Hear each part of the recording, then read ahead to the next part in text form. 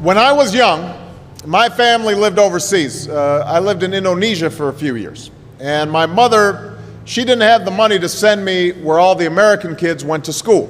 But she thought it was important for me to keep up with an American education. So she decided to teach me extra lessons herself, Monday through Friday. But because she had to go to work, the only time she could do it was at 4:30 in the morning. But whenever I'd complain, my mother would just give me one of those looks and she'd say, "This is no picnic for me either, Buster."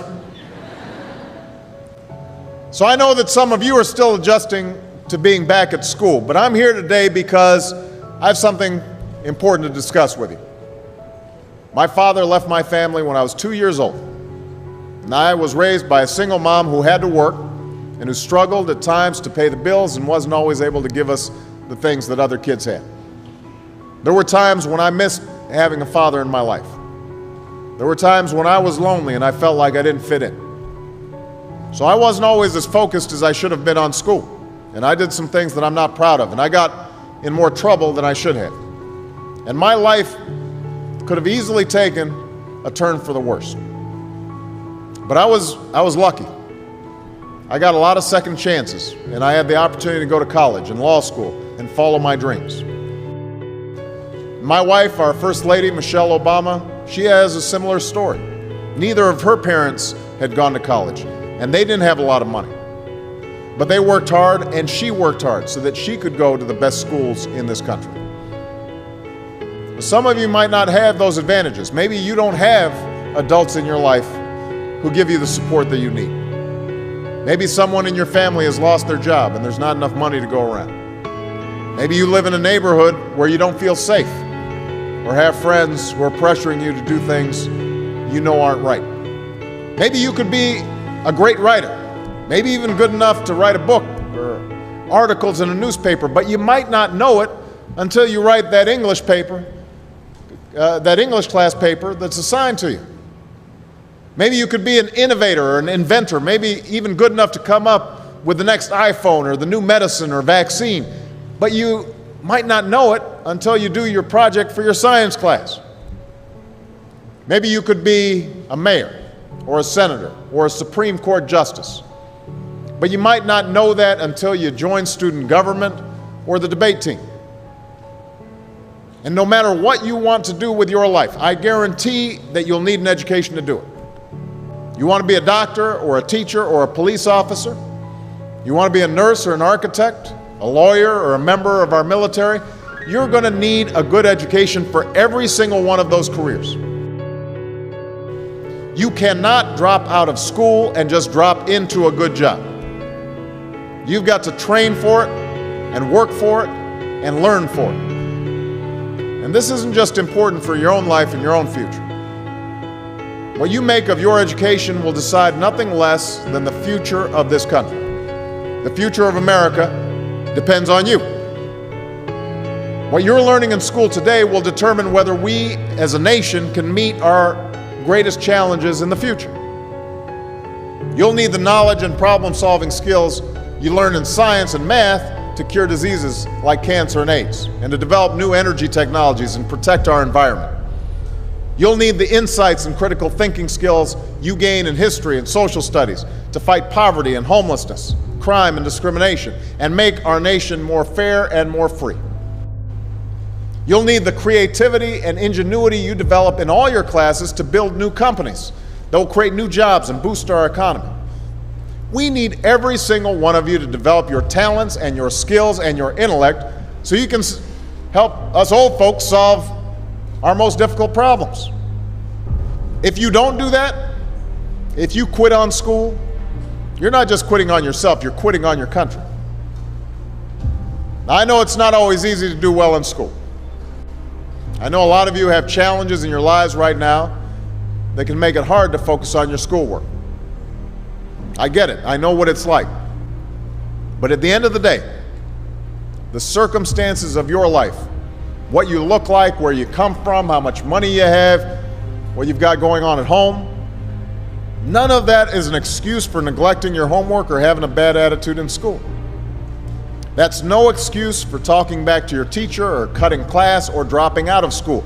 There is no excuse for not trying. Where you are right now doesn't have to determine where you'll end up. No one's written your destiny for you. Because here in America, you write your own destiny. You make your own future. That's what young people like you are doing every day all across America.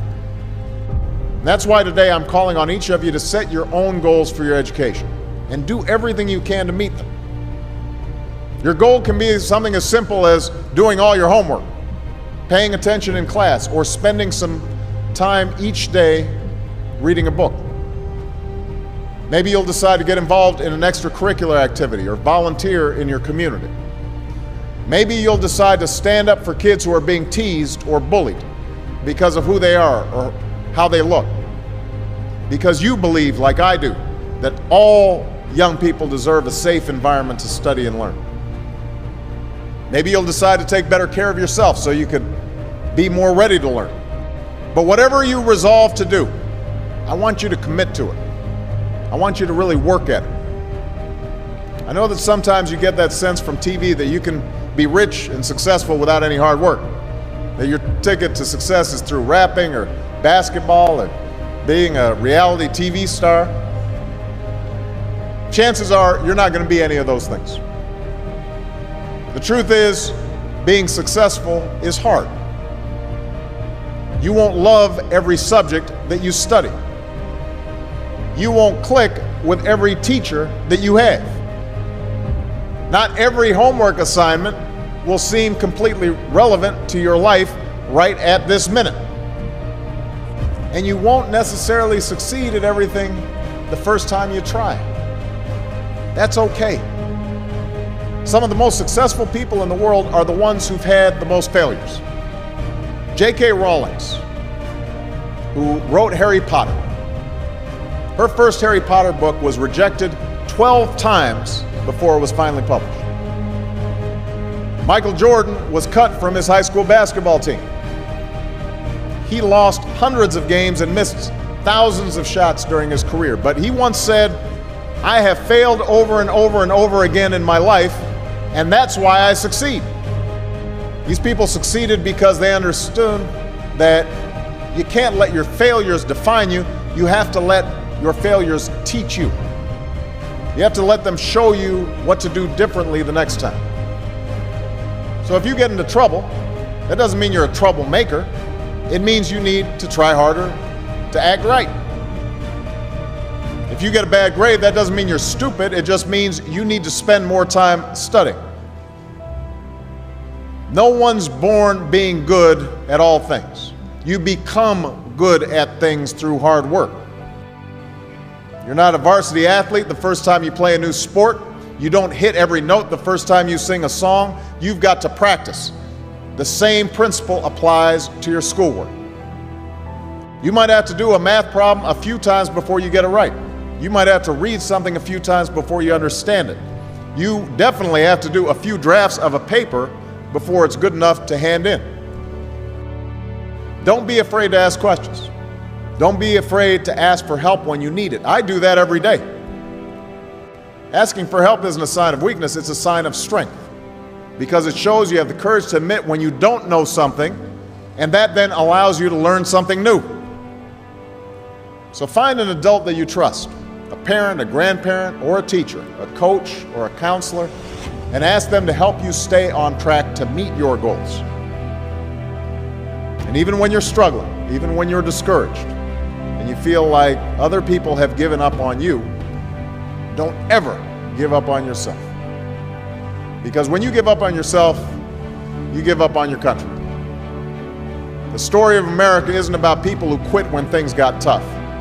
It's about people who kept going, who tried harder, who loved their country too much to do anything less than their best. It's the story of students who sat where you sit 250 years ago and went on to wage a revolution, and they founded this nation. Young people. Students who sat where you sit 75 years ago, who overcame a depression and won a world war, who fought for civil rights and put a man on the moon. Students who sat where you sit 20 years ago, who founded Google and Twitter and Facebook and changed the way we communicate with each other. So today, I want to ask all of you, what's your contribution going to be? What problems are you going to solve? What discoveries will you make? What will a president who comes here in 20 or 50 or 100 years say about what all of you did for this country? You know, your families, your teachers, and I are doing everything we can to make sure you have the education you need to answer these questions. I'm working hard to fix up your classrooms and get you the books and the equipment and the computers you need to learn. But you've got to do your part too. So I expect all of you to get serious this year. I expect you to put your best effort into everything you do. I expect great things from each of you. So don't let us down. Don't let your family down or your country down. Most of all, don't let yourself down. Make us all proud.